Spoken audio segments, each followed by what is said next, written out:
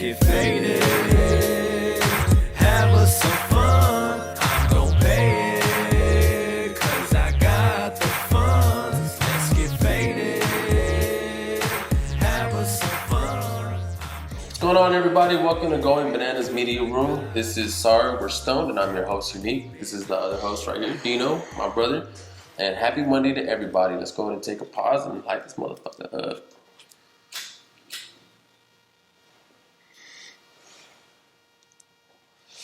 Blaze one for the nation. Yes, man.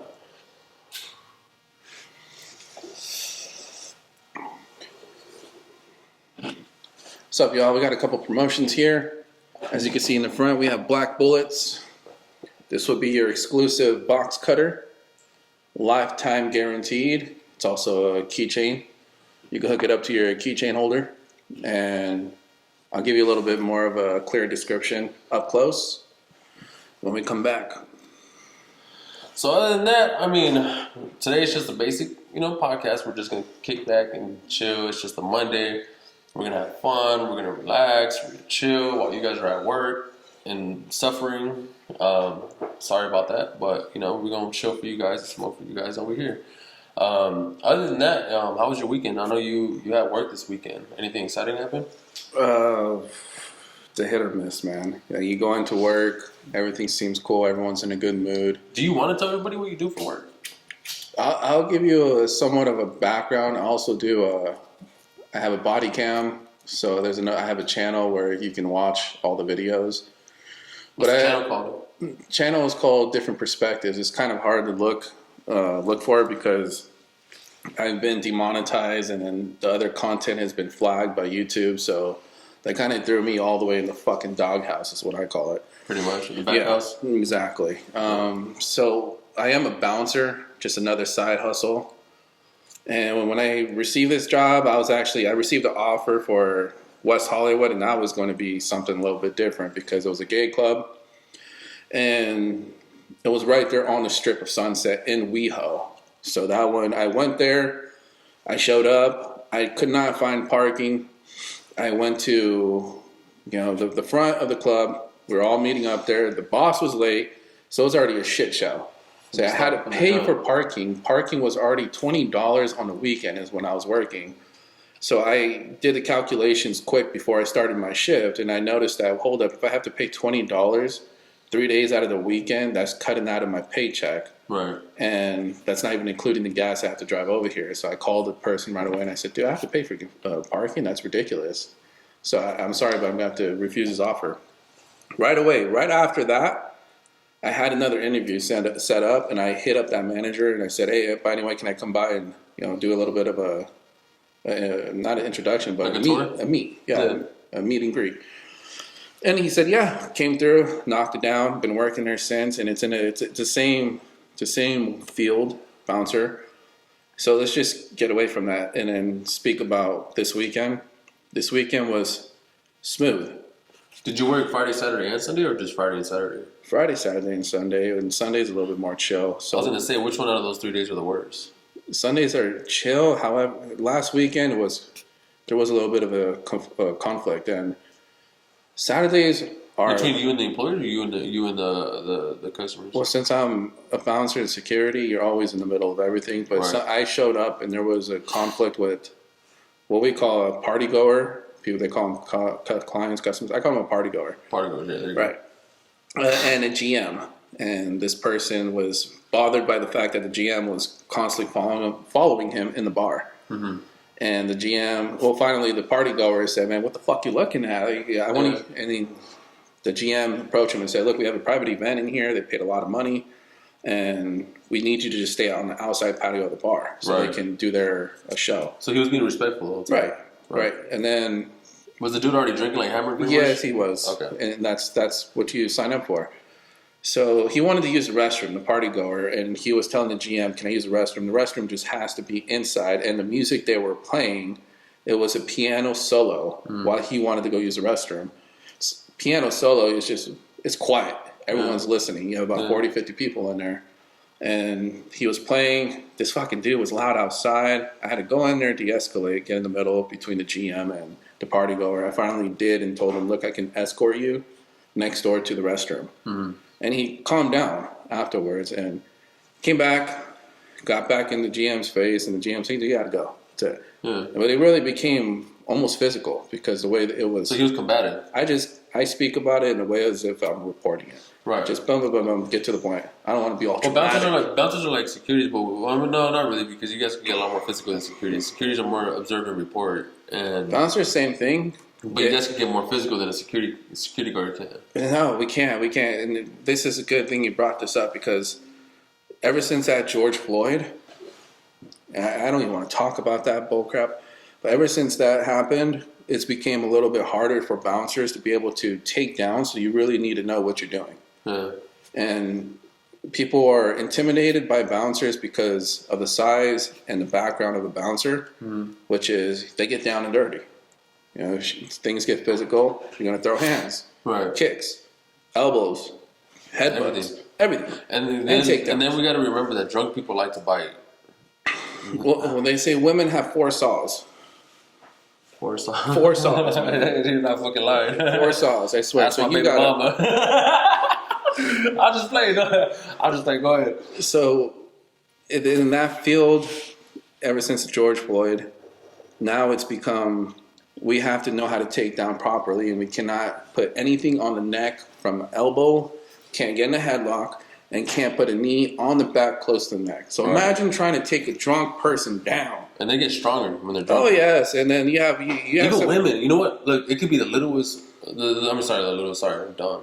The smallest woman, and she will still be fucking strong as shit.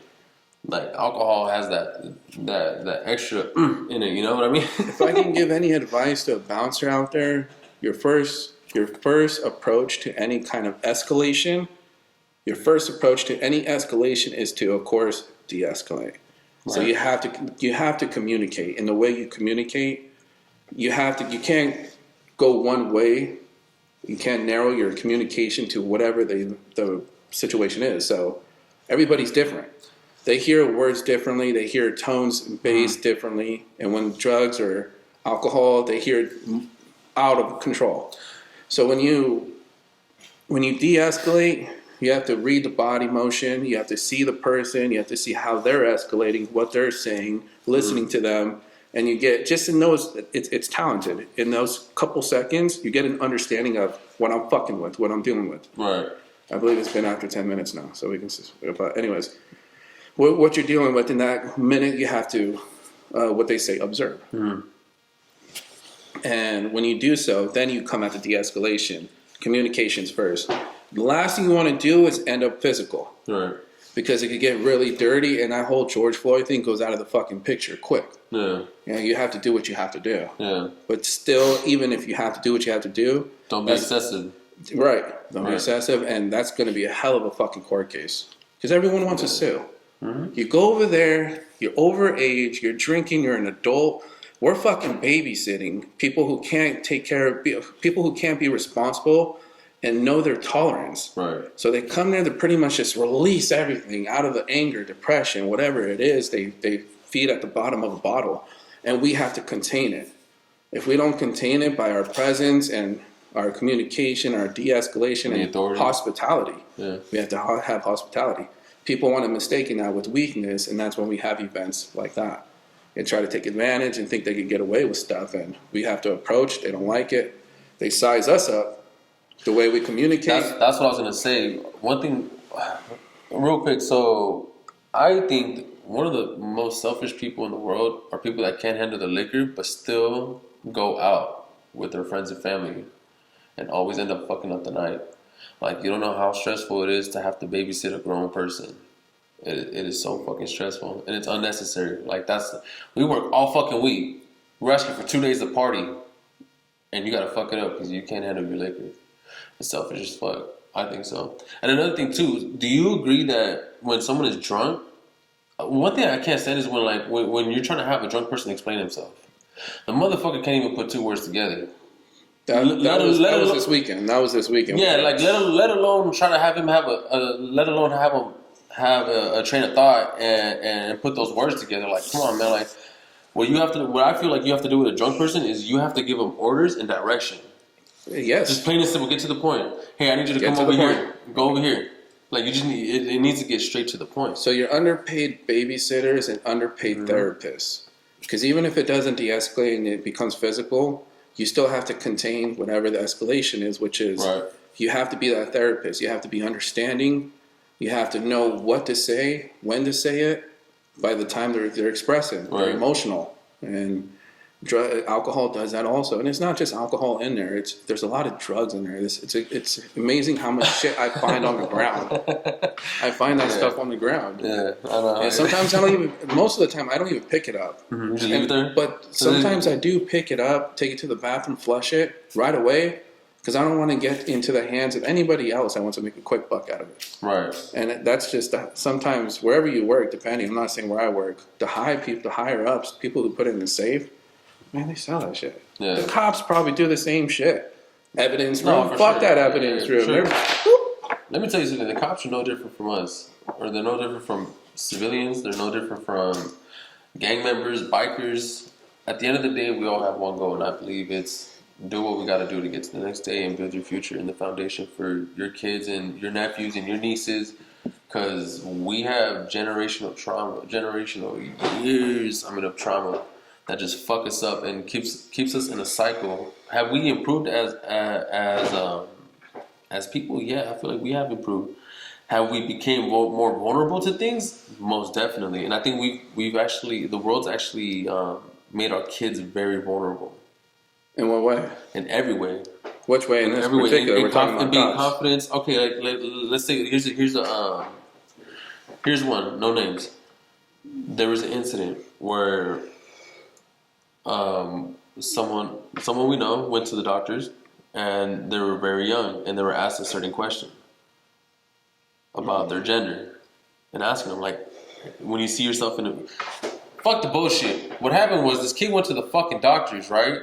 And the doctor had asked the kid was like 7 years old, had asked the kid, hey, when you look yourself in the mirror, do you see a boy or a girl?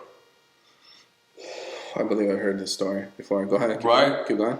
Like, that is the most, like, first of all, kids are already trying to understand things. Like, they already have difficult time understanding things. Another thing, kids have a hard time explaining or trying to explain how they feel, too. That's why they act out. Like, kids aren't bad because they're bad. They're bad for a reason. You know, they're trying to get your attention. They're trying to tell you they need something, you know, and as frustrating as it is for you to deal with it, it's frustrating for them to not be able to make you understand it as well. You know what I mean? So, fuck, man, like, yeah, go ahead. My bad. I didn't mean to cut you off on that. Just say what you kind of touch up on, because we were speaking about the cops also, and how the evidence room. The cops, you have bad apples, you have good apples. We worked with some good ones, and they know that there's bad ones. That's just fucking life. Yeah. And in security, bouncer, law enforcement, military is a bit different because they go overseas and they handle more things that are natural causes, which is also the MPs. Mm-hmm. However, let's just break it down to the law enforcement, security, and bouncers. Okay. You have the nightclubs, you have the residential and commercials, which is security. Right. And then you have the law enforcement, which is the cities. And they contain the cities. The residential is more like patrol. Right, like you just make sure because we had like security. At our security. Yeah, right there you go. Yeah, they just patrol, make sure everything's cool. Observing report. But then again, let's not. It's funny because you know if there's a security guard in the hood. Even if he sees something, he ain't saying shit. He's like, hey, yo, guys, see shit. He's in on it. That's why he got the job. Hey, do what you gotta do, little homie. Who do you think is doing the hiring process? Let me tell you something. Security guards don't get paid shit. I promise you, they don't get paid shit. Go on Indeed right now and look up how much armored truck security guards get paid. They don't get paid fucking shit. $16, $18 an hour to put your life on the line for other people's money. Thank you. Okay, so fucking crazy. What we were saying, break down the law enforcement, they contain the city. Right. Without containment of the law enforcement, there's anarchy. And that's what they contain is anarchy. Mm-hmm. They have to balance. They can't control it. It's just a balance, which is keep the crime down. Right? Now, as far as security, it's residential and commercial because ADT is still considered security. ADT is holding. You can hold CC. and they're able to fire on any kind of threat if law enforcement isn't there at presence, Right. and they find it as a threat to the residential, the protected, or the commercial, which is robbery or home invasion. All right, so they contain that. Without security, there's anarchy. They can't control it. They can balance it. Bouncers is the entertainment industry, Right. which is whatever you consider. PI is also another one, private investigator, or Yeah. bouncer or security, personal security officer. I would love to interview. PSO. I would love to interview a PI. We should. That would That would definitely be fucking dope. Like I want to Why not? hear because you got to think about it. PIs, they're subcontractors. I mean, they're their own contractors. Independent contractors. I'm sorry, there you go. Independent contractors. My bad, I'm fucking faded. No, it's going fine. bananas, You're but right. go You're right. try that shit out. But anyways, what were we talking about? No, just talking about BI security and. Oh yeah, I would love to interview because you got to think about it. As an independent contractor, you got to go get all your resources. Like it's not already there given to you, like an employer would give it to you. You got to actually go build the connections, network with people, build relationships. Like it's a lot of investment in that shit. PIs are the paid snitches. No offense. No, it is. You're right. That was the name for them. Law enforcement don't really snitch because they're on the scene and they handle it. They're not snitching. They're actually putting you in custody and giving you the fucking lawful order. But security can't do that. So they're secure. That's why what you spoke about, like the security are in the hood. It's like, dude, I come here to make sure you guys are cool. If I'm cool with y'all, you guys are cool. We're all cool here. Yeah. What happens Just know that I know who comes in and out of here. You know who comes in and out of here. So if somebody doesn't come in here, check in with me. Because if not, it's going to be bad for you or be bad for me. So security is not the paid snitches. It's really the PIs. No offense to them. It's just that's the type of line of business you want to get into and you actually sign up for. Yeah. It's fucking dangerous. No, yeah, And then because you don't talk even know about who bounties. Put the bounties in there. Oh my god, Right? bounty hunter. Oh, that's another one. Oh, okay. I want to get my boy Junior in here. Chuck. He's a bounty hunter. Let's say names here, but we know a lot of people from different backgrounds. We come from different backgrounds. So don't ever include us as one affiliation or assume, because we're not. We just ask before you try to take any kind of assumption upon us. But getting back to the story. So the weekend was all right. It was smooth. There was conflicts. It's what I signed up for. I'm not complaining about. I'm glad we spoke about all this because it gives more of a concept of what a bouncer is, what security is, what law enforcement is, what they're able to do. Right. And it's right now at the moment, if you've seen the movie They Live, I'll tell you something about these nightclubs. You and David talk about that movie so much, and I still haven't seen that movie till this day. We're gonna it's like a watch 60s it. movie, huh? We're gonna watch it's from it. the 60s? Let me tell you, if you haven't seen They Live, I'm gonna show you, bro. I'm gonna tell you right now also, and tell them. They're watching us, taking their time, I guess, to watch us, so it's dumb fucks. Anyways, They Live. This movie is based on a satellite. Well, a man who's able to wear glasses and see the world in a different view and perspective. It's what it really is. What the world is really. The ugliness of it. The truth. Yeah, the truth. How yeah. they Which is control still the and ugliness of it. contain ants, mice, rats, anything. They have full control now. So, and Wait, that's what do you mean by that? by this satellite, we run on frequencies, our brains. Oh, yeah, okay. So Yeah. this satellite, he was able to see billboards and they say consume. The other one says greed. And then the other one says just consume. It's just all over the place. I'll show you, man. So let me tell you a couple things. I don't want to ruin the movie. I'll tell you a couple things. The movie was made in the 90s, in the 80s, and they had fucking drones in the movies. They had speaking one of them were speaking into the watch in the movie. That blew my mind.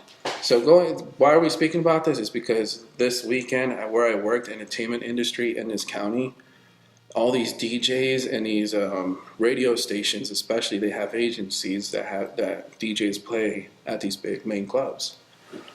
It's all ran on that fucking satellite in the movie. These people come to the goddamn club every day, and it's a good club. I don't blame them. I'm not judging. I understand. I would even go there and party. I would go to my own job and party. This motherfucker. Anyways, what the fuck? I would. Anyways, the DJs is the satellite, the agencies, and these They're sending the frequencies. they're sending these DJs to play the frequencies in the nightclub, which is the songs What you call, the fuck? and they're dancing to the same shit, same playlist. Well, all right, How many times are you gonna play Journey? Yeah. She's just a young town girl. It's a great fucking song. Dr. Dre, fuck, what's the song? Look, I'll play that. It's hard to remember shit. But okay, I went to his job, right? He's like, hey, come to my job. And I thought I was going to party, but I really just like couldn't party. I just sat back and observed everything, right? And what fucking caught my attention was the playlist that the DJ was playing. Because it's the same shit I hear in San Diego. Damn, really? Same shit. It's the Dr. Dre, it's the Bad Bunny, it's the Journey, it's the Michael Jackson. Like it's like always those same. You see the get low from the Too window. Short. Oh, Too Short comes out. It's a Blow the fucking whistle. rap. Oh It's a my rap, God. man. All right, but this All right, look, hold on. Real quick, movie. So people don't understand. My brother was also a DJ. If you guys remember the party crews back in the days, like the real 818 LA Lancaster party crews, 818 like Legends, Team Cali, man. 818 Legends, Off the Deck, Team Cali, Team Takeover. Cali, shit. Team Cali was the Takeover. shit. Takeover, Takeover in yeah. there. Team Fame, like there was all. Remember, we would have party. I mean, these dudes would have party lines, right? They would have a phone number. Party. Remember what was the phone number? 818. 494 Team, 494 Cali. 494 Cali. You would call that number up, and there would be a recording, and it'll tell you where the party's at, what time's at, and what's allowed and what's not. Let me give a little description of this, okay? Being the person that's actually putting the recording in there on that phone for people to call and listen to find out the directions to the party, that shit was not easy. You had to go to North Hollywood to go find some dude to help you actually set up that line, too, didn't you? We paid them, but we handled that all ourselves at fucking 15, 16. We made sure we okay, that's the big one. Okay, let them know how old you were. This is fucking throws me off because when I see kids now that are like from 14 to 17, it was nothing like these kids back then, like in my brother's era. Because how old were you guys when you guys were doing what you were doing? We had the business mentality at a young age. Luckily, because we surrounded ourselves with wise people who just wanted to. They found interest in the hobby. Which was, I don't want to say too many names, but. People who know Team Cali know who I was involved with. There was DJs there that were inspired, and they saw that I was DJing. I wasn't even from Team Cali. Remember, I was DJing like birthday parties and weddings at 15 and 16. You had that. Remember, you had that. Your first one was that little set. That Pop got you. The little Newmark. The little Newmark. It was a little set. I did a wedding with that one. I did a fucking wedding with that one. Yeah, with some PA speakers. That's fucking funny. I do remember that. Then it went to the Denon 6000s, and then the Newmark mixer, Denon 6000 turntables. With the Mackie speakers or the JBLs. The JBLs will always hit the bass. What was the process to get the music on your laptop? Both together, but I didn't have a PA in it big enough. What was that, sir? I said, what was the process to get the music onto your laptop? What program did you have? We had LimeWire, luckily, and that's all I used was LimeWire. Yeah. And we used Morpheus too, though. You had Morpheus was the ambient. You had Pirate Bay and BearShare. Yeah. BearShare.